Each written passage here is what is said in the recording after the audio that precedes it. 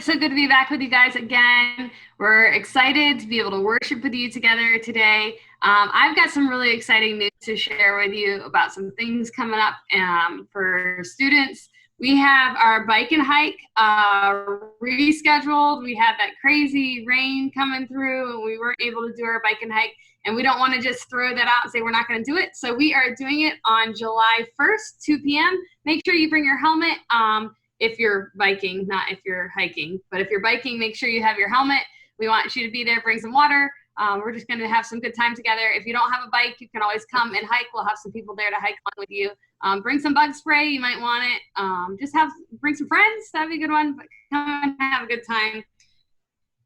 The other thing we have coming up is our high school Friends and Fire takeover, or Friends and Fire event on July 2nd. This will be right after small groups, so you can meet in the building for small groups, and then you can go outside. Bring your friends. So bring your friends, come hang out with us, just have a good time. We'll try to make sure that there's some good social distancing. Bring a chair, bring something to hang out with. We'll just have some good fun there. Another thing that we're doing is our Sonic Takeover on July 11th. This is for all students. I actually had some people asking this week, is that middle school? Is that just high school? It's for all students. Come out to Sonic in Chester and hang out. Have a good time with us. Eat some good food. So that's on July 11th, 5:30 to 7. And then middle school small groups is still carrying on as usual through our Zoom app. High school small groups, if you can't come in to our building in person, there will be Zoom as well for high school small groups. So make sure you're signing in for small groups, getting connected. That's the best way to be connected with your friends and with our ministry. Jerry, do you have anything you wanted to share? Allie, I am excited for all of those things to happen. One of the things that I guess, like from the first time we talked about that Sonic takeover, someone said there's no Sonic on Route 10, and I don't live in Chester. I don't know. I thought it was on Route 10, but we are going to put the correct address to the right Sonic. We'll put it like down at the bottom of the screen so that there's no confusion, because I was like, oh yeah, Sonic on Iron Bridge Road, and I think someone who lives down there was like, there's no Sonic on Iron Bridge Road. So anyway, we will put the address. We'll put it right there, or right there, and it'll be at the bottom of the screen, and you'll be able to see exactly where you're supposed to go on that July 11th. Was that July 11th? That's correct. Yep. Okay. 5:30. Yeah, I am super excited. Get myself a milkshake. I don't know, maybe some fries. Yeah, hang out with my peeps. So yeah, we're looking forward to that. So hopefully everybody can make it on July 11th. And Allie, I don't know, can we do like a little bit of a teaser? We have some things in the works for us to reunite and get back together as a student ministry on Sundays. So we will let you know as that starts to get a little bit closer, but it's not far away, and I'm so very excited. So pumped for that. So yeah, it's going to be here before we know it. So I don't know how this is going to come out in the video, but when you were doing some of the announcements, like I can hear you just fine, but like it's still here right now, like your face is kind of like frozen. So I mean, it's a nice face, just everything looks good, but on my side of things, you froze for a few seconds, and it just made me think, like, even Zoom is tired of carrying us. Like, even Zoom is like, enough already. And, that's how I feel. Enough Zoom already. So Zoom feels it, we feel it. And anyway, we're excited to get back together. And I'm excited for these events that are coming up. It's going to be a good time. And by all means, everybody should always have this thought in mind. Who can I bring to what's happening, whether it's a small group or we met a young lady last Thursday night when we got back together for high school small groups. We met her for the very first time because she started attending small group during quarantine because a friend invited her, and now she is like alive in person, like an actual flesh and blood person that we got to meet. So always be thinking, like, who can I invite to Sonic? Who can I invite to Bike and Hike? Who can I invite to small group? So be thinking about that, because you just never know. You never know what that could turn into. But anyway, Allie, thanks for filling us in on all that good stuff that's coming up. So yeah, that was it. I think right now we're going to turn it over to the Southsider Band, and they're going to lead us in some worship. So wherever you are, whatever it is you're doing, stand up, push all the furniture out of the way, and put on your sweatband. And yeah. Oh, wait a minute. I forgot to say. I wanted to first of all thank the Southsiders for using their gifts to lead us in worship every week. But I also wanted to remind you, as we start to come back and think about like gathering again as a student ministry, we would love to get more people involved in helping to lead the music aspect of our worship gathering. So as we head into worship with the Southsider Band, I've learned recently of a couple of people who play instruments that I didn't know they played keyboard or guitar. So if you play an instrument and you want to get together with some other people who play and help lead in worship, then that would be great. So, all right, enough about that. Let's let the Southsider Band take it away.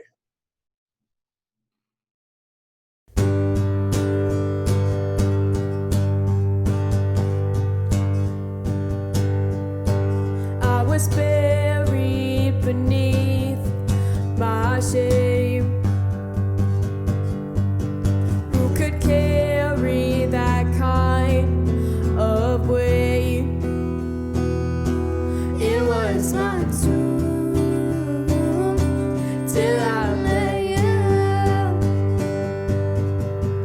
I was breathing but not alive. I tried to hide. It was my tomb till I met you. You called my name and I ran out of that grave, out of the darkness into your glorious day. You called my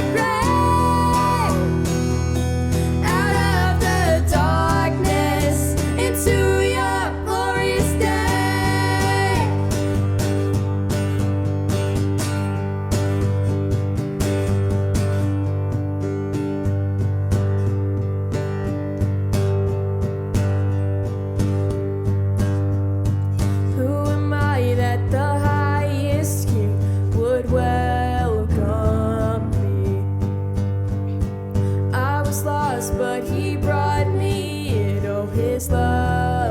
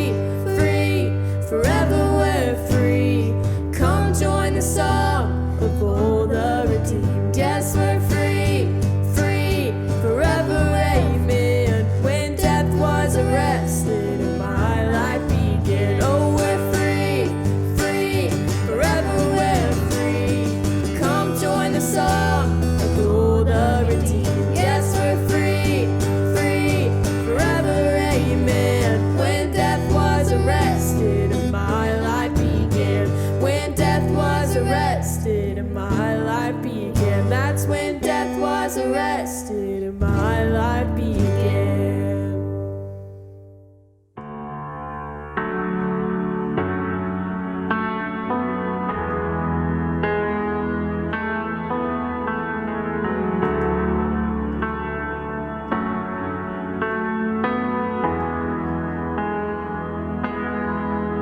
You give life, you are love, you bring light to the darkness, you give hope, you restore every heart that is broken. Great are you, Lord. It's your breath in our lungs, so we pour out our praise, we pour out our praise. It's your breath in our lungs, so we pour out our praise to you only.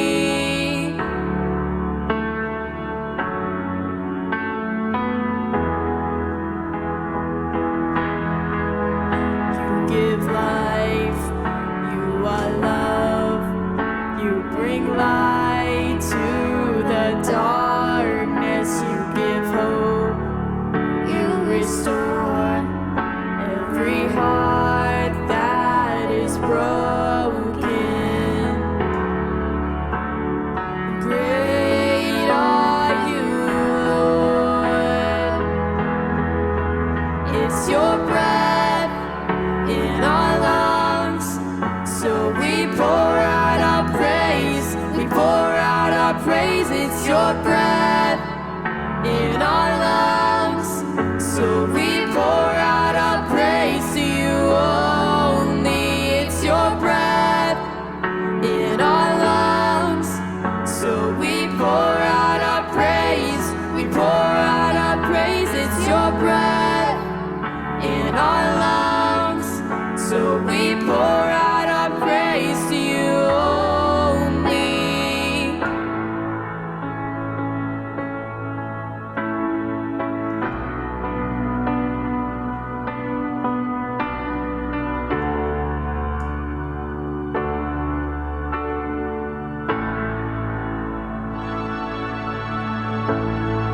All the earth will shout your praise, our hearts will cry, these bones will sing.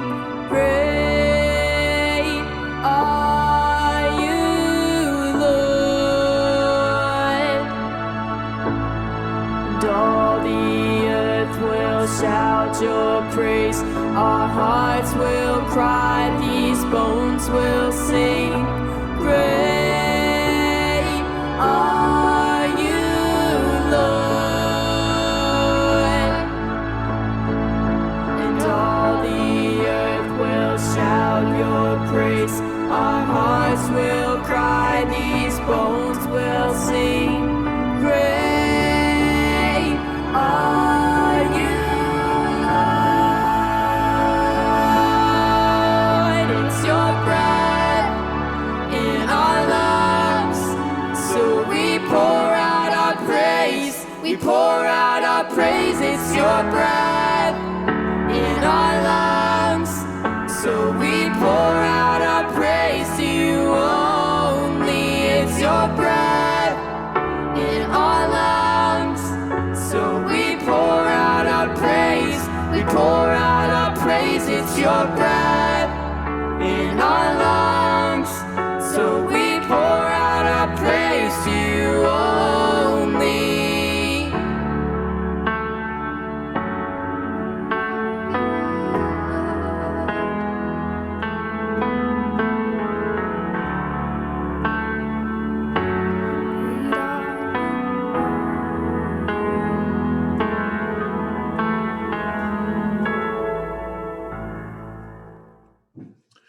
All right. Thank you so much, Southsider Band, for leading us in worship. So we are diving into week 2 of Eternal Life Hacks. And we are going to be diving into this whole idea of how do we how do we actually live better than we're living? I know that's kind of a crazy question that maybe you never thought of before, but like, how can we do things, not take shortcuts, but how can we be more intentional about living purposefully?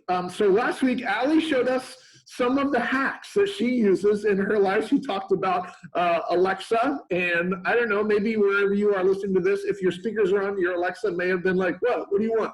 So she talked about Alexa. She talked about her cool pancake thing, which I was like, what in the world? Her little contour gauge or something like that Tim uses to like cut things in the right shape. So I thought I would maybe go in a different direction. So here's what we're going to do. We're going to play a little game, a little play along game. So I looked up some hacks online, and I'm going to put some things on the screen, and I want you to comment, like in the comment section, what is going on here? Like, what is this? What could this hack possibly be? So these are hacks. There's one that I think was actually like really cool, and I was like, oh, maybe I should try that. But the rest of them, I was like, why would you even do that? Like, what is the hack? What's the purpose? So a little game we're going to play called What the Hack? That's my clever title. What the Hack? So I'm going to put it up on the screen, and you're going to tell me what is this. Okay, so the first one, as you can see there, it is a Coke bottle jammed into a watermelon. Okay, now these are legitimate things. Like, I didn't make these up. Okay, so it's a watermelon, and they cut a hole about the size of the opening of the Coke bottle, and they just crammed the Coke bottle into the watermelon. So I'm wondering, like, is this some kind of like a watermelon Coke drink that they're trying to make, like pouring Coke into the inside of a watermelon? All right, so that's the first one. So have you ever seen this? Make a comment in the section and clue me in, because I have no idea what this hack is supposed to be. The second one, which I thought, oh, well, that's a good idea. Okay, so what you do is you see the Pringles can there, and you take just a piece of paper and you kind of like fold it to the contour of the Pringles can, and you just slide it along the side of the Pringles so that like when you put it on the side, like they kind of like slide out onto this little tray that the piece of paper makes. Okay, so you can see it there on the screen. Because, you know, like the worst thing is not being able to reach the Pringles at the bottom of the can. And one thing that I thought was Pringles, it's kind of like a self-regulating snack, because when you have eaten too many, your hand gets too big to fit into the can to get more. So if you think about it, I don't know, it's a safety mechanism that's built into a can of Pringles. The can of Pringles is telling you, hey, when your hand is too big to fit into the Pringles can, you've eaten too many Pringles. So anyway, this is a nice little life hack to get around that fat-handed problem. All right, the next one. Okay, so someone has taken a match and they've put it they put it up against their iPhone. You can see it there on the screen. And they put a rubber band, looks like a rubber band around it, so that the head of the match is lined up with the camera lens of the phone. So I have no idea what this does. Like, are they trying to start a fire with their camera? Is this like some kind of survival trick for when you're out in the wild? I mean, maybe your phone dies, but you can still start a fire with it. I have no idea. The next one, oh, and be sure to tell us in the comments what you think this is, or maybe you know, maybe you posted this picture on the internet for me to find when I Google life hacks. The next one is they've taken a razor, and I think I've owned that particular razor actually. They've taken a razor and they're shaving a kiwi with the razor. And I don't know why you would do that. Like, what is I mean, maybe that's like some kind of vegetable peeler or something. I don't know. It just seems like more obvious that you would use a vegetable peeler, not a razor like you're gonna shave your face and then, oh, real quick, I got this kiwi here. Let me just shave this kiwi. So anyway, these are actual life hacks. And then the next one, someone has taken a straw and they have stuck it into, it looks like maybe a headphone jack of a Cell phone, I have no idea why you would do that. Why do you need a straw in one of the holes of your cell phone? I don't know. And then the last one, which I think this has got to be a joke. Okay, so the last one is cutting tennis balls in half lets you store 2 more tennis balls in the can, therefore saving space. But the problem is you've cut the tennis ball in half and now it's useless. But the good news is you can fit more in the can. So if you have some need of tennis balls cut in half, you can fit a lot more into a tennis ball can than just the 3 that would normally be in there. All right, so hopefully you can shed some light on some of these life hacks. I really have no clue what most of them are all about. So we're talking about wisdom, and we do want to live wise lives, right? Like we want to have wisdom, but as we look at these life hacks, what we're trying to do is we're trying to figure out, like, what's a better way to live? And in a real general sense, that's kind of the question that we're asking. And that's the question that wisdom answers. In a way, that's what wisdom is. It's knowing how to take information and apply it to your life in a way that's beneficial and in a way that improves your life and maybe even improves somebody else's life. And when we're talking about godly wisdom and in godly wisdom in the Bible, that's what allows us to honor God. You want to live a wise life, and you want to live wisdom that honors God. So think about it this way. Knowledge is knowing what to do, but wisdom is knowing when and why and how to do it. I might know how to shoot a gun, let's just say. I might know how to shoot a gun, and I do. I've shot different kinds of guns in my life. I might know how to shoot a gun, and that's knowledge, but when we're talking about that, I need to be like really wise. Like, why am I shooting a gun? Where am I shooting a gun? How am I shooting a gun? All of those things. I was at a firing range one time, and I think it was my first time at a firing range. So don't laugh too hard. But I'm holding, I think it was a 9mm. And those of you who have shot guns before, you're going to laugh at me and roll your eyes in your head. But here's what I did. So I'm holding this 9mm, and I'm holding it, downrange. I'm aiming at the target, and I have my hands, wrapped around the grip. But I've got my thumbs, and you can see I've got my thumbs like this on the back of the gun. And some of you are already saying no, that is not what you're supposed to do.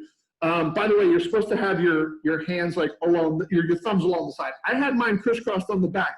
Now, I don't know if you know how a 9mm handgun operates. When you pull the trigger, there's this slide on top, and faster than you can blink, this slide goes like that, goes back and forward as you pull the trigger. Guess what happens if you have thumbs on the back of the gun? They will shear off a chunk of skin of your thumb as it makes that little like that. And that's exactly what happened. And so I lost a little chunk of skin on my thumb. So knowledge is knowing what to do. Wisdom is knowing when and why and how you're doing that thing. So I want to look at Proverbs chapter 1, verse 7. Here's what it says. The fear of the Lord is the beginning of knowledge, but fools despise wisdom and instruction. And I just want to pull that word fear out. Now, I like a movie that kind of gets your adrenaline going. It might be a little bit of a thriller. I kind of like that. I like roller coasters before lunch, not after. I like roller coasters. I like a good amount of fear, right? But that kind of fear is not the fear that's being talked about in this particular verse. The Hebrew word for fear is yara, and it means, go ahead and say that with me, yara. It's just fun to say. And it means awesome or terrifying thing, an awesome or terrifying thing. But it also means reverence, and it means something that is revered. So the Hebrew word for yara, it has a two-sided meaning. The first part of the meaning of this Hebrew word, it means to kind of like if something is just so amazing and awesome and even terrifying, it kind of pushes you back. It's, whoa, that's amazing. But then the other part of it, the reverence part of it, the awesome part of it, it kind of causes you to lean forward. So that's the Hebrew word yara. So it's causing you to kind of shrink back, but it's also causing you to like lean forward. And that's what this verse is talking about. The fear of the Lord is the beginning of knowledge, but fools despise wisdom and instruction.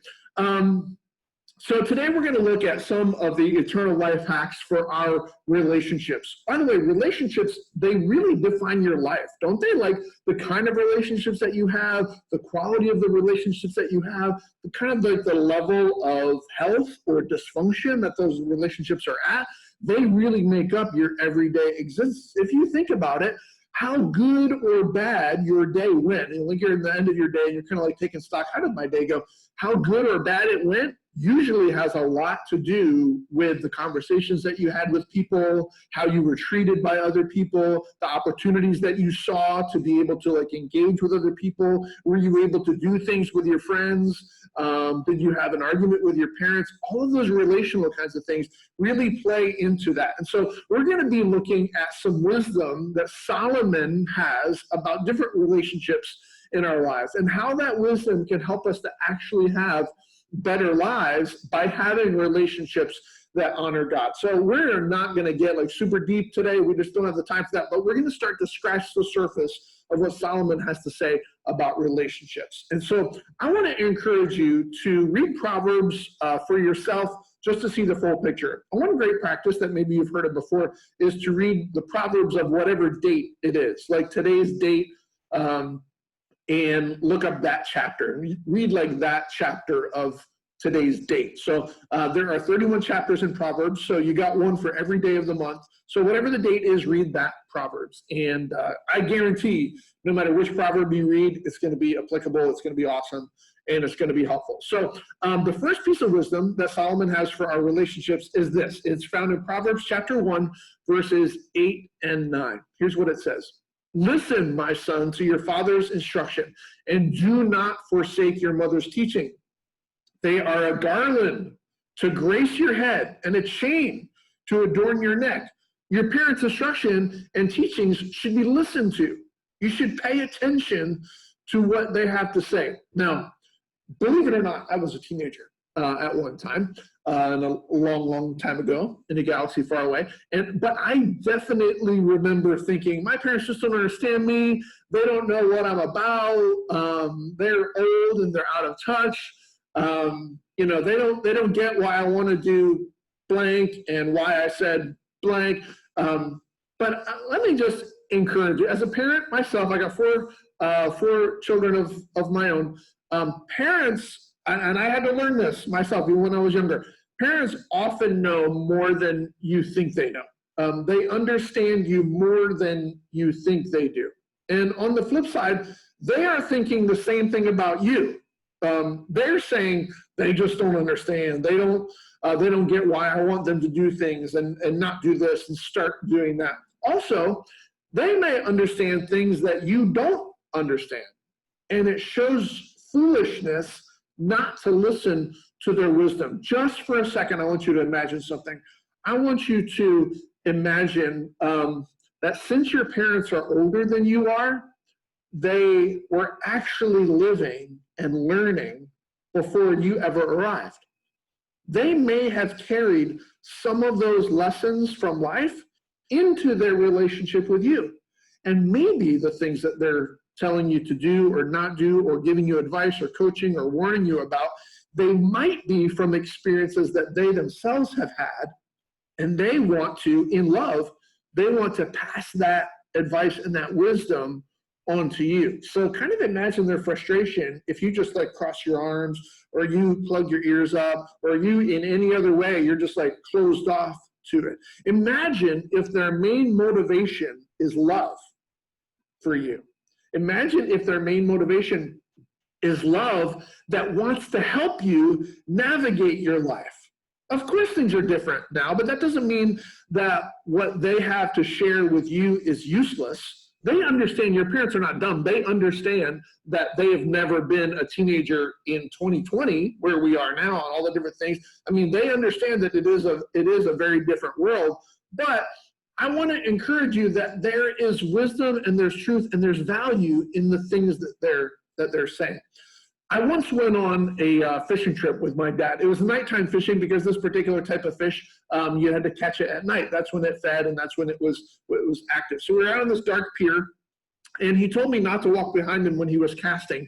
And I'm like, oh, no big deal. What's the worst that could happen? So I walked behind him while he was casting, and the fishing hook goes through my ear, and the fishing line tangles around my head.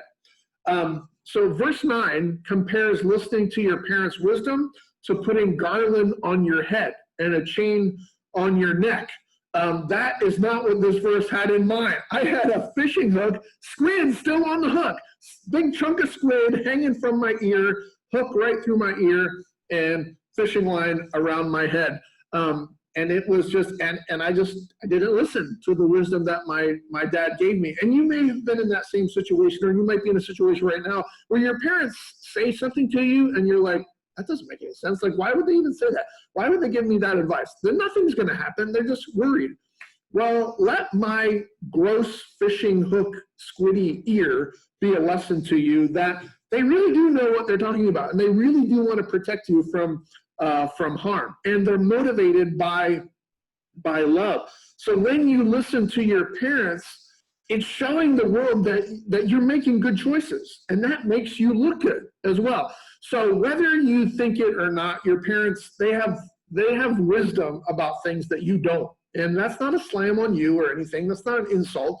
They've just gone through experiences, and they've learned things along the way, and their wisdom has been challenged and honed and strengthened. And now, I mean, if you want to look at it this way, kind of as a gift, like a free gift to you, they're going to say, hey, I learned this way back when, and I went through some pain, and I want to save you from that pain, and I want to hand you this wisdom. So if you can maybe receive it that way. One of the results of listening to your parents' wisdom is that it brings joy into the relationship. Let me look at Proverbs chapter 10, verse 1. It says, a wise son brings joy to his father, but a foolish son brings grief to his mother. And I have lived personally on both sides of that verse. I hopefully have lived more recently in my life. I've lived in wise ways, but I can tell you that when I was younger, I definitely brought grief to my mom and to my dad. I don't know how it works in your house, but when I made stupid mistakes and I got in trouble, my dad was the lecturer, and he would just go on and on and on and on.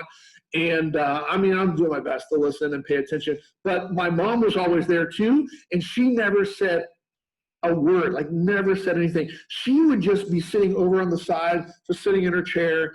And I remember the look on my mom's face, just the look of grief and disappointment and sadness, because I was making some seriously really disastrous decisions with my life, and I can see the heartbrokenness on my mom's face. And it's not that my dad's words were wasted, but I think I'll probably always remember the look on my mom's face, like I was bringing grief to my mom. So if you want to have a better relationship with your parents, and you want to have a relationship with them that is defined by joy, listen to their wisdom. That's really where it needs to start. And please understand, I'm not saying like your parents are always right, or they're wise, or everything they say is perfect, or that they're perfect in any way. Like, they would be the first to tell you, like, no, I'm not a perfect person, but I do have things to offer you. So I got to ask a question, and it's a pretty blunt question, and you got to be honest with it. Are you bringing joy to your parents? Are you bringing joy to your parents right now, or are you only bringing them grief? And I know it's a process, and I know it's a journey, and sometimes you're bringing joy, and other days you're bringing grief, and I totally get that. But more times than not, are you listening to the wisdom that they're offering you, and are you in turn bringing joy to their lives? So, okay, moving on to another kind of relationship, and that is friendships. And just like parents, I want you to examine, as we read this, I want you to not think about somebody else that needs to hear this or learn it, but really just internalize it and think about yourself. Like, don't go pointing fingers like, oh man, I wish this person would change that about themselves, or I wish that person would stop doing that. Like, really, as hard as it is, just kind of like look in the mirror, think about yourself, and what can you do to make a difference. So these verses are here to apply to your life. Let God work on somebody else's heart, right?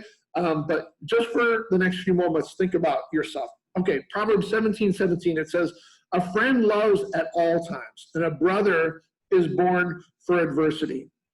And you might be thinking, like, of course a friend should always be loving. That's obvious, but let's really stop for just a moment and think about that. Like, it's actually a really incredibly difficult thing to do when we fully understand what God's style of love is, what God's definition of love is. Love, if I can just use a few kind of buzzwords, love is selfless, love is sacrificial, love is serving, love is work, love is giving, love is loyalty and dedication and commitment. So these are all the things really, I mean, I think our world would tell you like love is a feeling and you get little butterflies in your stomach. And there's this kind of like romanticism to love. And I'm not saying that that's not included, but that is definitely not like the leading definition of love. Because you've experienced this. You have feelings that you might have a feeling for a guy or a girl on one day, and then a few days later you find that, well, that feeling's not there anymore. And so feelings can kind of go up and down, right? So we don't want to build our lives on a definition or an understanding of love that changes from day to day. We want to build our lives on God's style of love. So look at that verse again. A friend loves at all times, and a brother is born for adversity. Have you ever had a friend do something that really hurt you? Like maybe they talked about you behind your back, or maybe you had like a group of friends that for whatever reason they seemed to be ignoring you and you kind of felt like lonely, or you felt like left out. Maybe you had a friend who did something that was insulting to you for some reason. Maybe you've even had a friend who has like said something about you, maybe even on social media and some other like really public way, and you were just super hurt by that because it's out there for the world to see. Maybe one time you had a stressful day, and then a friend came to you and they were complaining about something, and you're just like, I don't care, I'm dying over here, I'm dealing with my own junk. Solomon's wisdom says that the appropriate response in each of these situations is just to love them. And when we say that, our human mindset would say, yeah, but they said that about me, or they hurt me in that way, or we come up with all these like, yeah, buts, like all of these excuses or rationalizations why we shouldn't have to love them. But if you really stop and think about it, none of those excuses is good enough.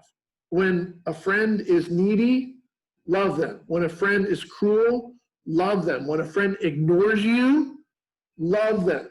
When a friend posts things about you on social media, love them. Solomon knows that this is not only what makes a good friend, but this is what will point people to Jesus. This is what will point people to God as well. When you love people with God's style of love, you're pointing people to God.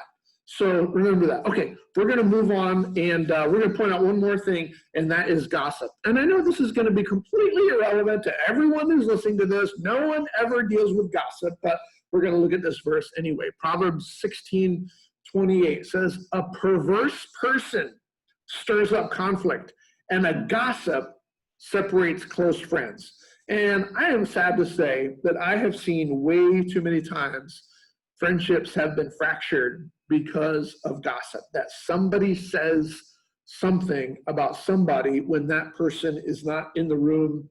And it's kind of a cowardly thing to do. When you talk about somebody and break somebody down when they're not even there, that's what gossip is. When you intentionally say something about somebody and it puts them in a negative light, and it's just kind of like this free-for-all. And it is one of the most devastating things that you can do when it comes to your relationships. Saying cruel things about each other is always going to tear a relationship apart. If you look cover to cover in the Bible, you're going to see so much instruction on how to talk. That's like one of the main things that is talking about Old Testament, New Testament. There is so much about this muscle that each one of us have in our mouth and how we use it to talk to and with and about other people. Man, there's so much instruction about that. Talking with your friends, talking about your friends behind their back, or sharing information, excuse me, about things that maybe, the two of you spoke about privately, sharing that information with other people is never a good idea.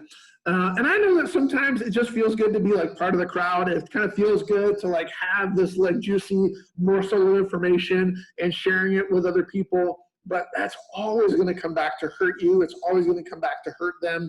It's always going to come back to hurt your relationship with them. So please don't involve yourself in gossip. If somebody is talking about somebody else and that somebody else is not there, just walk away from it.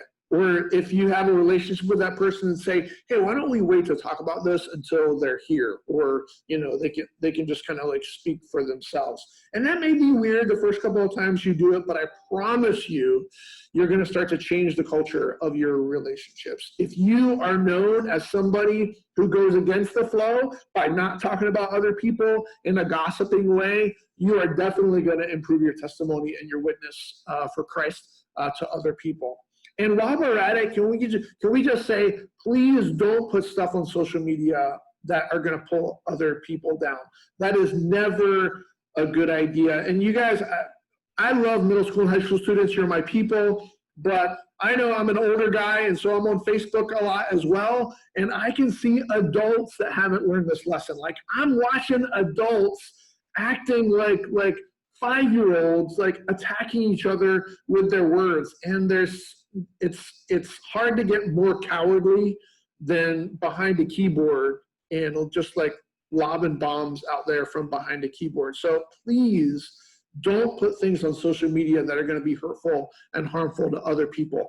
Everything that you do, everything you present, everything that you post, it ought to be just like a positive. It ought to be a celebration, and maybe even it ought to point people to joy or point people to Christ. So if you can kind of keep that as your standard of what you're willing to post, then I think you will be a lot better off. And this is really an important thing for all of us to hear.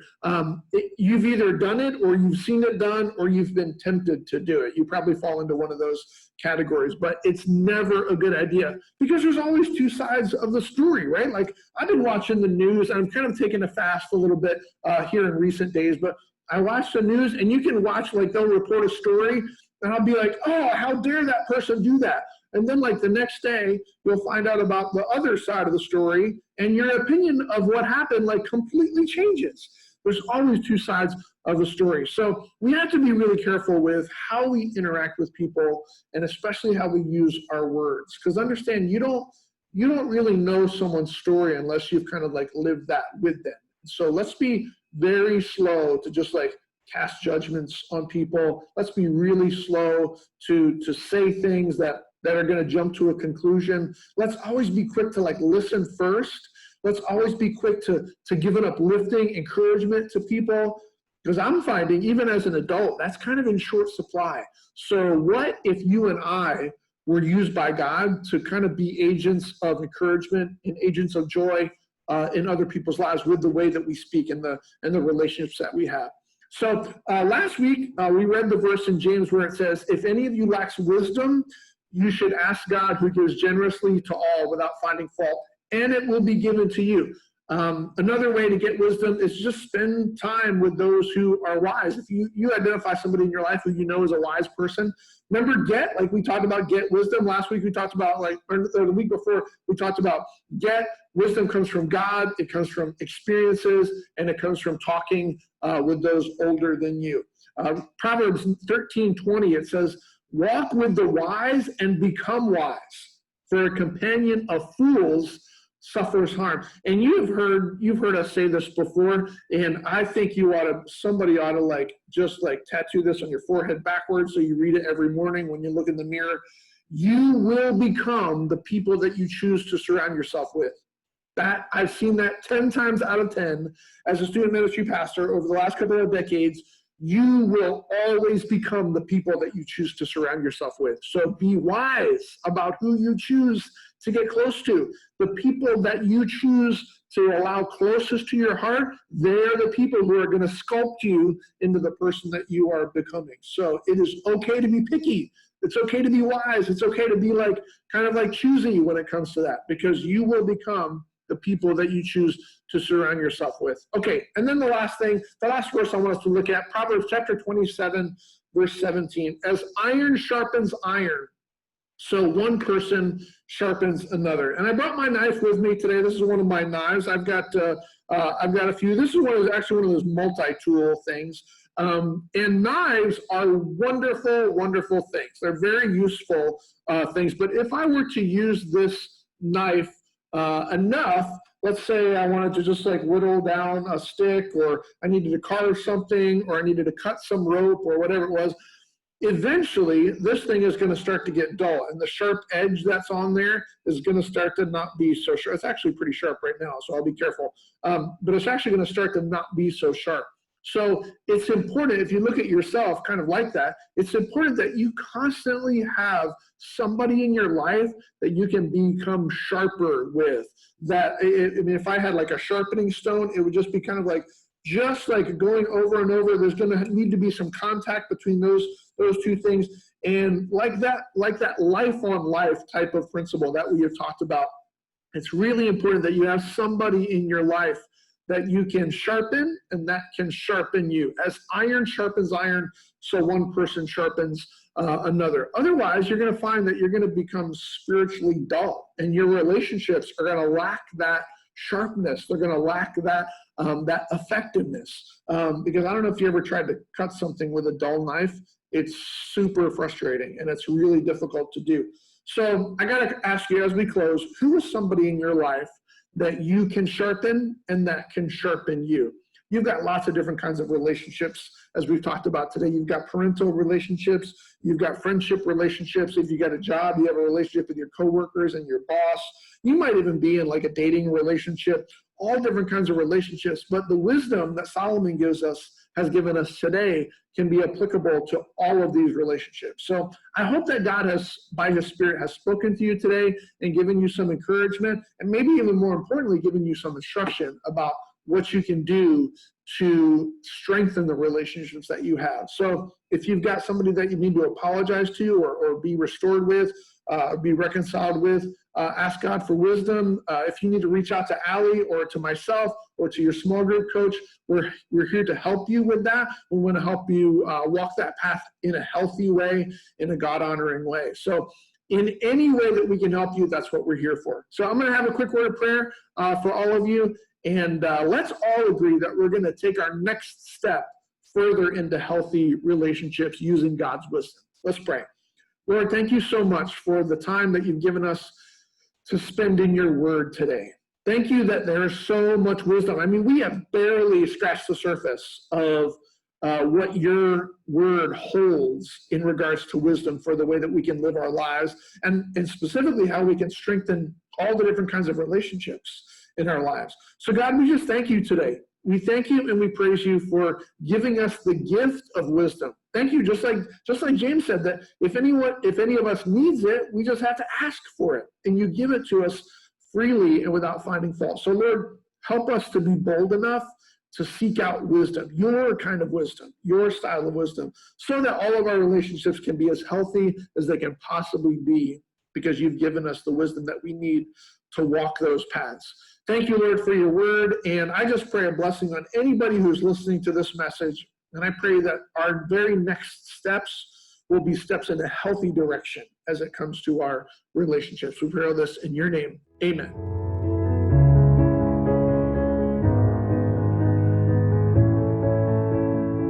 I walk the road and fire puts up 1,000 walls to try to hide away. I search to find my soul, a journey far from home, lost in a life I made. And I've been running circles, living for the moment. I know I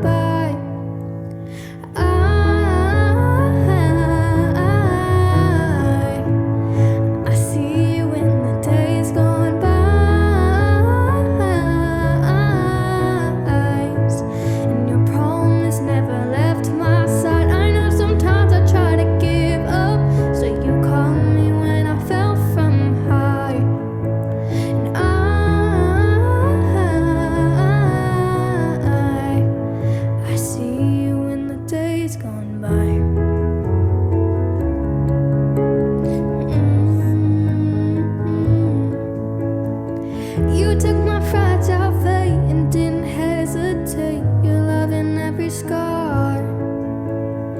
Passion with no restraints held back the darkest days, and now my life is yours. You got me when I'm broken, you're with me when I'm hopeless. I know you're never far. Your mercy has no ending, perseveres unfailing. You'll always have my heart. Now I found a love that is clearer than the deep blue skies. It's true, you were right there. I can see it in the days gone by. And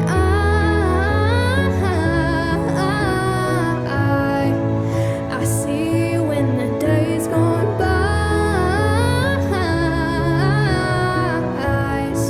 And your promise never left my side. I know sometimes I try to give up, still you caught me when I fell from high.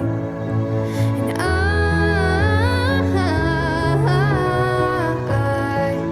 I see you in the days gone by. I see you in the days gone by. I see you in the days gone by.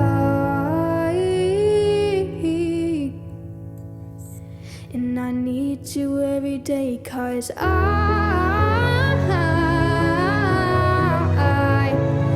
see you in the days gone by.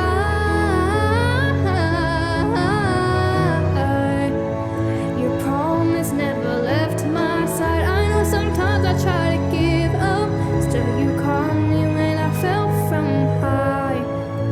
And